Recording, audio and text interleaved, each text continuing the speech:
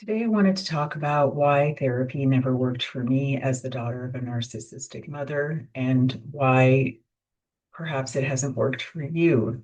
And if you don't know me, you're new here. I am Laura K. Connell, and I am a trauma informed coach and an author who helps daughters of narcissistic mothers and family scapegoats. And these two things often go hand in hand.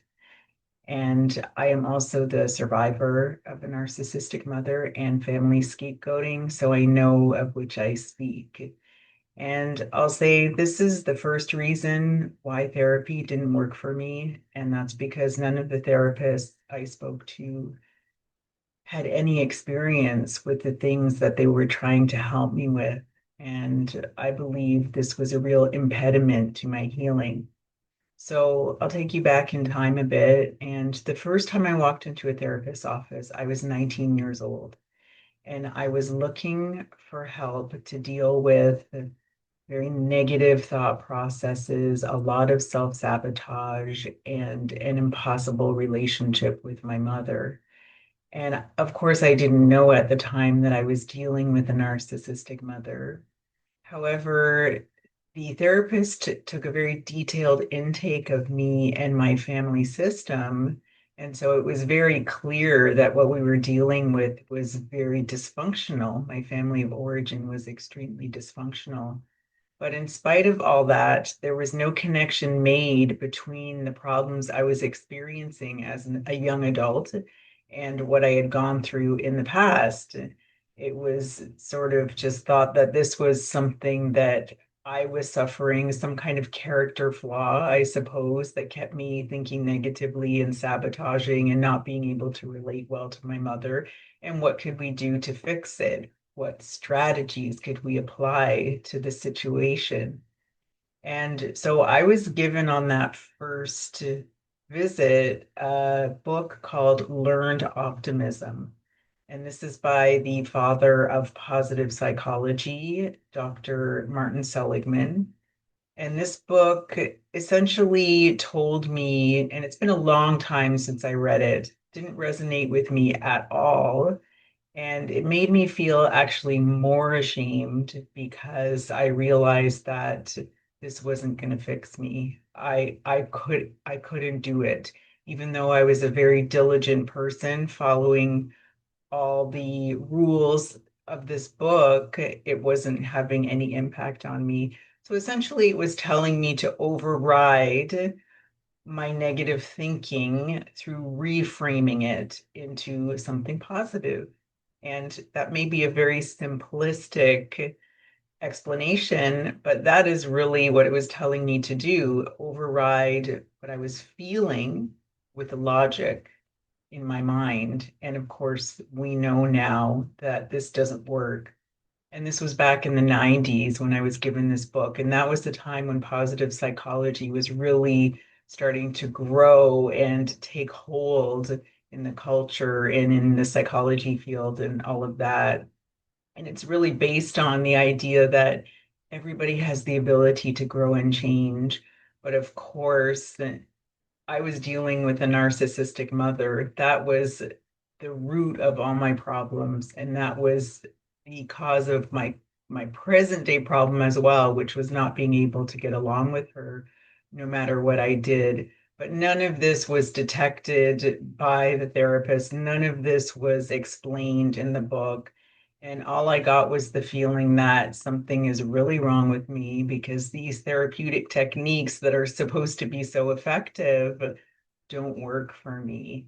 And so that's the first reason. And I would continue seeking therapy off and on, usually whenever my mother would disown me because I did something she didn't like. Perhaps I set a boundary, said no in some way, or just wasn't acceptable to her. Whatever her standards were for me at that moment, I didn't meet them, and so she would disown me.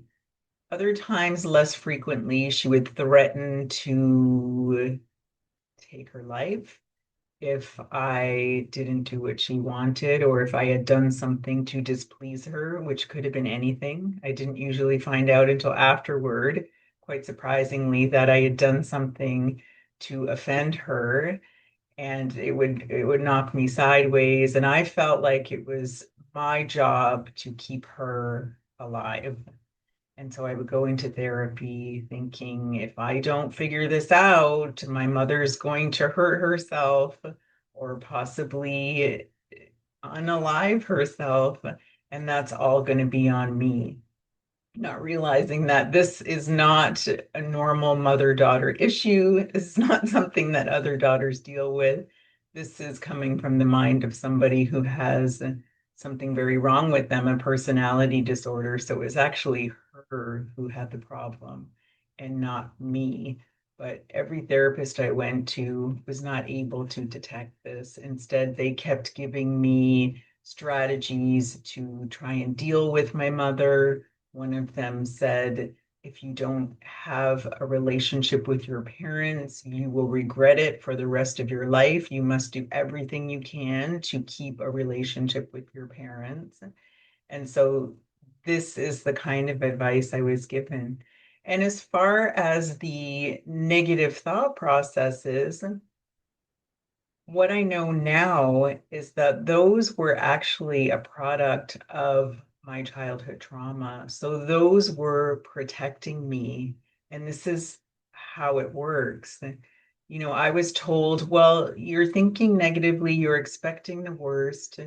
What if you flip the script and instead of expecting the worst, you just spent that time anticipating a positive result?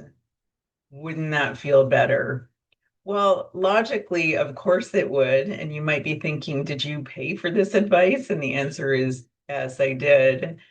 But you can force yourself to do that, sure, but it's not authentic. And your subconscious and your inner child knows the difference. And that can leave you feeling very unprotected to expect the best or to think positively instead of expecting the worst. Because the truth is that when we have negative thought patterns or we're criticizing ourselves, we're waiting for the other shoe to drop, we call it being our own worst enemy. That's kind of the language we use or we hear used to refer to that kind of thinking. But the truth is that there is no part of you that is not on your own side. But this part of you, which we might call the inner child, is trying to protect you by doing things that look like self-sabotage. So staying with the negative thinking piece or the expecting the worst or expecting the other shoe to drop, as they call it, you are afraid to expect the best because there was so much disappointment in your childhood, starting there in your childhood and continuing on because of your mother or because of your dysfunctional family, that it was too dangerous to expect anything better, not only because you would be disappointed, but it could also be that you would be punished or that you would be hurt. Perhaps you would be beat or you would be criticized or yelled at in a way that was just as harmful. So if you could expect the worst instead, that actually felt safer because I know the outcome. As adult children of narcissists, we need to know what's going to happen because for us, surprises were never good. Surprises were very dangerous and they could feel like life or death because you're so dependent on mother that if she's not happy with you, even her just not being happy with you is a threat of death because you're reliant on her for everything. So if she decides to abandon you, reject you, you feel like you might die, and that is what you're dealing with in your body. So a little mental shift that says just think positively, it's just as easy, is not going to do it. That's not enough to overcome all this traumatic response that is going on in your body. So that's just one example of how the therapist really missed what was going on with me, and all the therapists I dealt with for 20 years after that gave me similar kind of advice.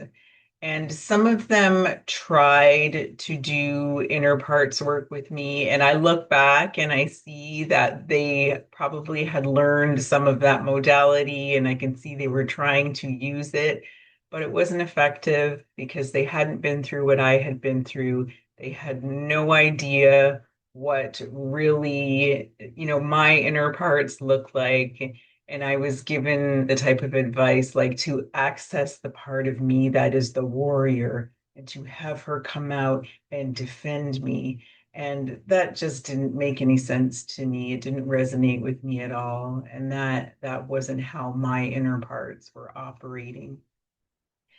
So we have no experience in what they're trying to help you with, not making the connection between your childhood trauma and your adult outcomes.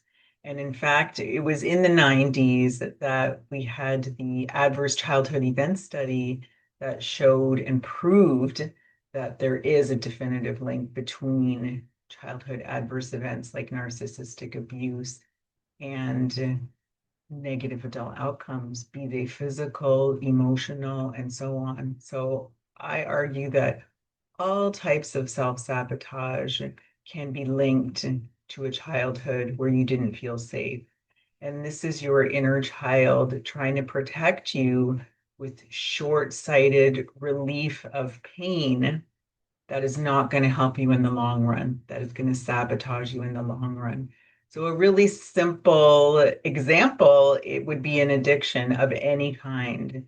So, say for me, it was drinking. For you, it might be eating. For someone else, it could be drugs. You might shop way too much. You might binge or gamble or whatever it is, pornography, whatever it is. This is the inner child trying to relieve your pain because trauma, by definition, is too much to bear.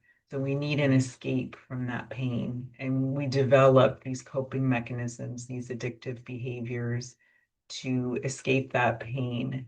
And so the inner child, when it does that, and in parts work, they might call it your firefighter, the one that comes to put out the fire by any means necessary. And that would look like you're feeling an emotion that is too much to bear. Because remember, back in childhood, you didn't get any support around your emotions. You were forced to really suppress those. They may have been ridiculed. They were definitely not wanted. You were stuck with dealing with them yourself. And as a child, you just don't have that capacity. And so you become very afraid of your emotions. And so emotional dysregulation is a big outcome of complex PTSD, narcissistic abuse, and so on. So when these scary emotions come up, instead of sitting with them, allowing them to be, accepting them, which is what we want to do, that is self-compassion, is accepting your emotions without judgment. We don't do that because that's way too scary. We might feel like these emotions are going to flood us. We feel like if we start to cry, we'll never stop. We'll fall into a depression. We'll never get out of bed. We're afraid of our anger because of what it might do to ourselves or someone else. Whatever it is, we don't want to go there. It feels very threatening to go there. So instead, you're going to avoid that emotion through one of the coping skills that you use, that your child uses. And for me, that would be she's in too much pain. This is overwhelming. Get her a drink. Even though if I had a competent adult at, driving the car instead of an inner child at the wheel, I would think, well, what has drinking got me so far? And that's why in 12-step programs, sometimes they say, play the tape forward. Where does this end up? But when the inner child is there, she's just there to keep you alive. She's like, emergency, we need to release or relieve this pain that she's in.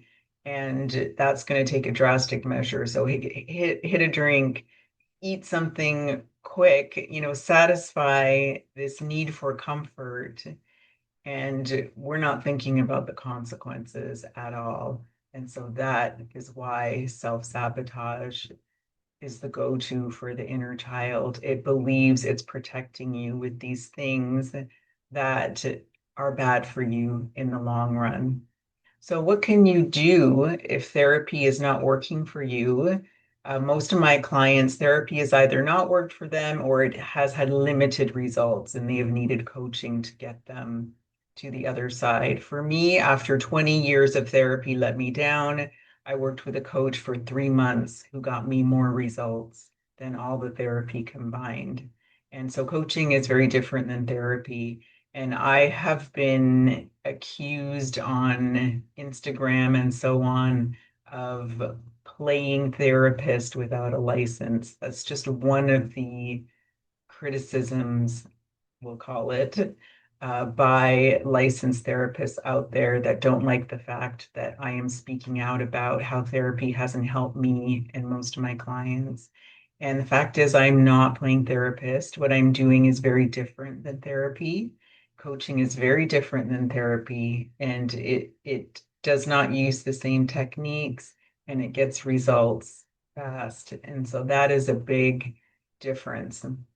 So what can you do instead besides coaching if therapy hasn't helped you? Well, if you are the daughter of a narcissistic mother, or really if you have suffered with childhood trauma in general, you want to get very familiar with what is going on with you today, whether it's your thought patterns, your self-sabotage, your toxic relationships, uh, your inability to say no, all of this stuff. How does this relate to your childhood and what you went through back then in your family of origin? So you want to read everything you can on that topic. You read Complex PTSD by Pete Walker. You want to read The Body Keeps Score by Bessel van der Kolk. uh, When the Body Says No by Gabor Mate. There's just a plethora of books and resources you can find on these topics. So really educate yourself about narcissistic abuse and what you are really dealing with. And this is going to help you understand why you do the things you do. And that really is the first step. And something else you can do is the opposite of what I was taught in therapy. So, therapy, along with the positive psychology, promoted something called CBT. This is cognitive behavioral therapy, also very common in the traditional therapy space. It's really taken hold since the 70s, and it's pretty much from the neck up and it's not dealing with anything to do with the body. So right away, you can see how this is not effective for trauma recovery because trauma is stored in the body. And so this is telling you to change your thoughts, change your habits, your behaviors in order to change your results and then change your life, which sounds wonderful, but unfortunately, it doesn't work for trauma survivors because it doesn't get to the root of your issues, which is that childhood stuff that we need to deal with. All this trauma that has us locked in the fight or flight in our bodies that needs to be dealt with, and changing your thoughts and your behaviors isn't going to do that.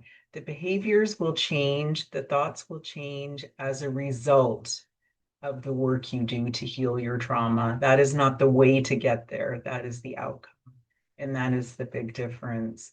And so you want to instead examine your thoughts and your feelings. So, where CBT might say, or I think NLP does this too, this neuro linguistic programming, catch your thought and change it. That's not a useful thought, or that's just a thought. I hear that all the time. Well, our thoughts have a lot of information and they have a lot to tell us.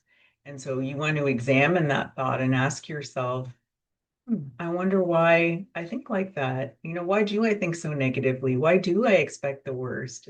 And if you're like me, you might realize that, oh, because actually it was too scary to expect the best because I was likely to be disappointed or even hurt. And so I had to protect myself from being blindsided like that. So even though it's not happy or joyful or even comfortable, doesn't feel good, I am going to expect the worst because then I'm prepared. And so the problem when you're protecting yourself that way from unhealed trauma You don't go for what feels good, and that's why you hardly ever feel good. You go for what is going to protect you according to your inner child. And it's the thing that is life-saving to that child. Whether it really is life-saving or not is not the issue. The child feels that it is. It's trying to save your life. It's not trying to make you feel good. So you're going to examine your thoughts, ask the why question in a compassionate way, not in a mean-spirited way, because we're very mean to ourselves. We're always like, why do you do that? Why are you like that? But when you ask in that mean way, you're not really looking for an answer. You're just trying to be mean to yourself. So when you ask why in a compassionate and curious way, you are really looking for the answer and you actually might find it. And it's going to go back to childhood. And that is the next step to helping you heal. You are going to want to reparent yourself. So this is where you bring the inner adult out to take care of the inner child instead of having the inner child running your show. And reparenting starts with basically giving yourself the care and attention that you never received from your parent. And you might talk to yourself now the same way that you were always spoken to by your mother, because that's what was modeled to you. So you want to start to take care of that inner child in a way that is the way you would take care of your own child if you have one, or with a niece or a nephew, or with just any child that you can think of. Because possibly even a stranger child you would treat better than yourself. And we want to change that. You want to be treating yourself at least as well as you treat other people. So, for example, if you are judging your feelings and you are very mean to yourself with almost all your feelings. So I used to never accept my feelings. I was always telling myself, you shouldn't feel that way. Everything I felt, I thought that's wrong to feel that way.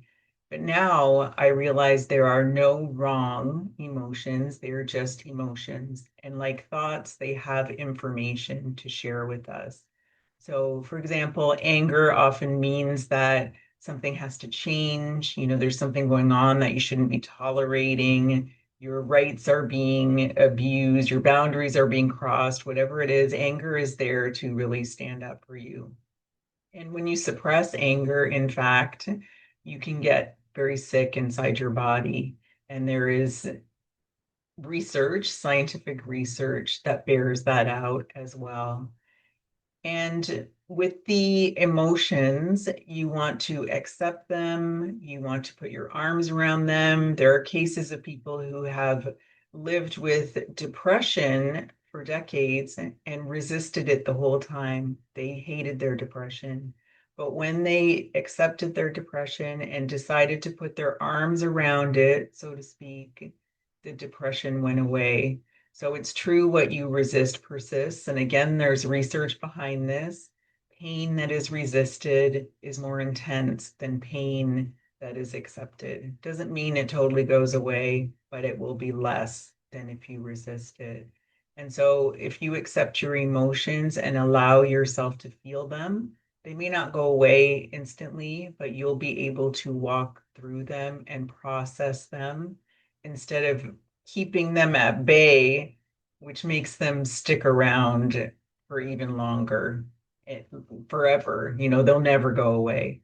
And so you want to allow yourself the opportunity to, for example, if there was a child who came to you and said, I feel sad, would you tell them, get over it?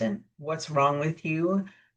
You don't have the right to feel sad. And why don't you just go eat a pint of ice cream? That might make you feel better. Is that what you would do? Or would you take the child in your arms and offer some comfort and some soothing words and validate their feelings? Tell them you have a right to feel the way they do. I'm sorry you feel the way they do. This is what you want to do for yourself. And I wouldn't be surprised if you're watching and maybe you've never done that. Well, that's how reparenting starts. Accepting your emotions, validating your emotions, giving yourself sympathy for how you feel. And just as anger has something to teach us, Sadness does as well. Sadness can be a great time for self-reflection, for comforting yourself. It's okay to spend that day in bed if you need to. It's not going to mean you're going to spend the rest of your life in bed. So sadness can be a beautiful opportunity to take care of yourself. And for a wonderful resource on accepting emotions and how all the emotions have something to give us, there's a movie called Inside Out. It's a Disney movie and it's for children or for families, but it actually is really profound in explaining how emotions all offer us something that we can use and they shouldn't be pushed away. And that if you push away emotions, often you do so at your peril because they are there for you and they can actually be the reason that you get help or you don't, and so on. Listening to our emotions and understanding them is really one of the big keys to a better life. And the final thing I'm going to recommend, if therapy hasn't worked for you, is self-compassion. And this is actually a therapeutic modality that's become more popular over the last decade to 15 years, and it's been championed by a psychologist called Dr. Kristen Neff. And it has three pillars. And the first one is self-kindness. So just like what it sounds like, being nicer to yourself, speaking to yourself more kindly, forgiving yourself for your mistakes and all of that stuff. The second pillar is common humanity. So this is the idea that, and it's a Buddhist concept in many ways. It's the idea that suffering is universal and that it is actually human to suffer. So often when we are suffering in some way, we isolate or we feel like we're alone. We feel like we're the only ones going through this. And often just a simple Google search will show you that that's not at all the case. And I would venture to guess that no matter what you are going through, if you Google it, you will find many, many, maybe millions more people going through the same thing, regardless of how out there you think it is. So that's common humanity, just the feeling that you're not alone, whatever it is you're going through. And this can include getting support for what you need help with, finding communities around what you are dealing with, and so on. And then the final one is that emotion piece that I just referenced earlier, and that is accepting and not judging all your feelings, whatever they are and whenever they arise, and giving yourself time to be with them, to put your arms around those feelings. And so that's a very kind of simple explanation of self-compassion, and you can go very deep with it. In fact, this self-compassion modality is what helped me for the first time just a few years ago feel, really feel disappointment because I had never allowed myself to feel that. And the reason is because I had never had support around that emotion. So as a child, I couldn't risk feeling disappointed because nobody would be there to help me with that. So instead, right up until a few years ago, I avoided that. And the way I did it was through positive psychology. I gave myself pep talks. I said, this is the way it was supposed to be. I'm better off this way, all these things that, hey, it's possible they were true, but that's not what I needed.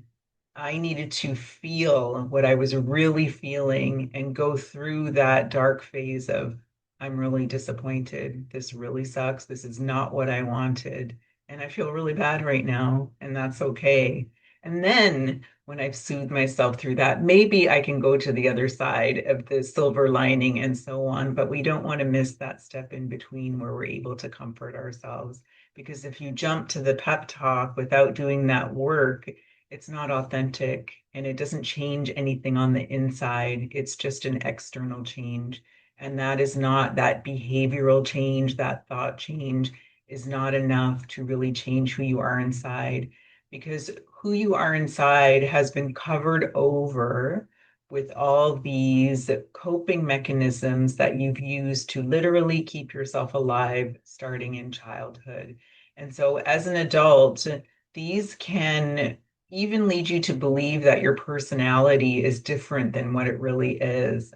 A lot of childhood trauma survivors hide, they have visibility issues. They think that they are more um, introverted than they really are, often, things like that. And when you heal this stuff, you might be going back to a personality that you haven't seen since you were 2 years old, maybe someone who was more flamboyant.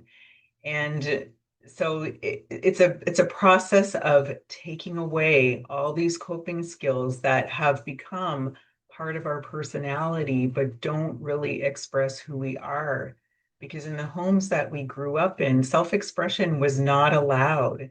If self-expression is not allowed, how on earth do you know who you are? It's possible you don't, even if you've reached a very advanced age like I have. So you want to, like Michelangelo said, take away everything that isn't needed. That's what he said about his masterpieces. He takes away the marble that is not needed to reveal the masterpiece underneath. The real you, the perfect you is already there. It just needs to be uncovered. So I hope that this has been helpful to you. And I wanted to caveat this as well by saying that if you do choose to go the therapy route, then I just encourage you to find someone who has experience with what they're helping you with and who knows what complex PTSD is. They know what narcissistic abuse is and what the outcomes are, because it is very difficult or impossible for someone who doesn't understand those things to help you with what you're dealing with. So I'll leave it there. Thank you so much for being here. I'll talk to you next time.